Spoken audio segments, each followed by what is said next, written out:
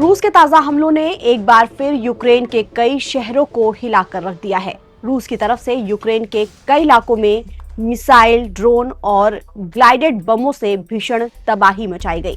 लेकिन इस हमले के बाद यूक्रेनी राष्ट्रपति वोलोदिमीर ज़ेलेंस्की के एक दावे ने पूरी दुनिया की नींद उड़ा दी।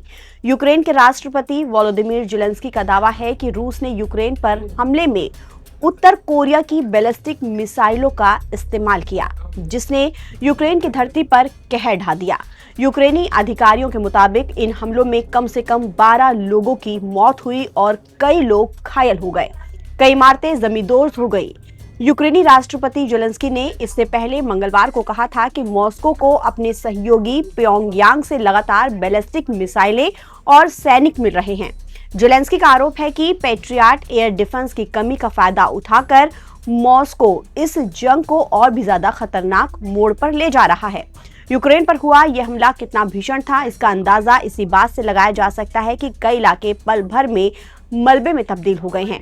रूसी मिसाइलों से सबसे ज्यादा नुकसान यूक्रेन के कंट्रोल वाले जपोरिजिया शहर में हुआ है। यहाँ मौजूद एक बड़ी स्टील फैक्ट्री को निशाना बनाया गया, जहाँ काम कर रहे 7 लोग मारे गए और 24 लोग घायल हो गए, जबकि राजधानी कीव, खेरसोन, खरकीव समेत कई इलाकों में भी मिसाइल और ड्रोन हमले हुए, जिनमें 120 से ज्यादा शाहेद ड्रोन शामिल थे। हर धमाके के साथ इमारतें हिलती रहीं, सायरन बजते रहे और लोग अपनी जान बचाते हुए नजर आए। ज़ेलेंस्की ने कहा कि रूस का मकसद कीव में पैट्रियट एयर डिफेंस इंटरसेप्टर की कमी का फायदा उठाना है। दरअसल अमेरिका और मिडल ईस्ट में शांति की कोशिशें नाकाम रहने और वॉशिंगटन का ध्यान ईरान युद्ध की तरफ शिफ्ट होने के चलते यूक्रेन को पैट्रियट एयर डिफेंस इंटरसेप्टर की भारी किल्लत का सामना करना पड़ रहा है। इसी ढाल के कमजोर पड़ते ही रूस ने एक साथ दर्जनों मिसाइलों और ड्रोन से हमला बोल दिया है। ऐसे में यूक्रेन को रूसी हमले रोकने में दिक्कत आ रही है।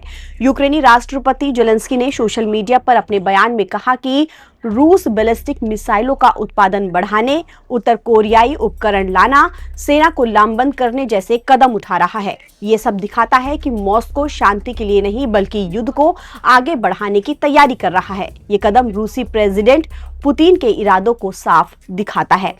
यूक्रेन सेना का आरोप है कि फरवरी 2022 में रूस के बड़े पैमाने पर हमले के बाद से रूस ने उसके इलाके में दर्जनों उत्तर कोरियाई मिसाइलें दागी हैं।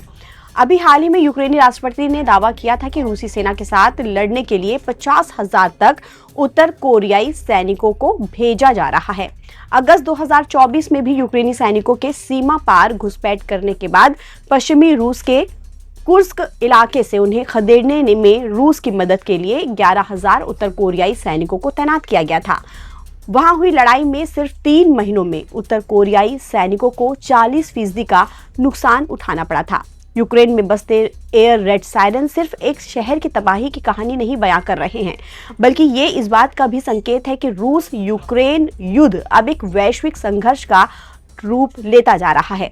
उत्तर कोरियाई मिसाइलों का इस्तेमाल और प्योंगयांग के सैनिकों की एंट्री इस जंग को और भी ज्यादा खतरनाक मोड़ पर ले जा रही हैं। ताज़ा अपडेट के लिए आप बने रहिए नवभारत टाइम्स के साथ। नमस्कार।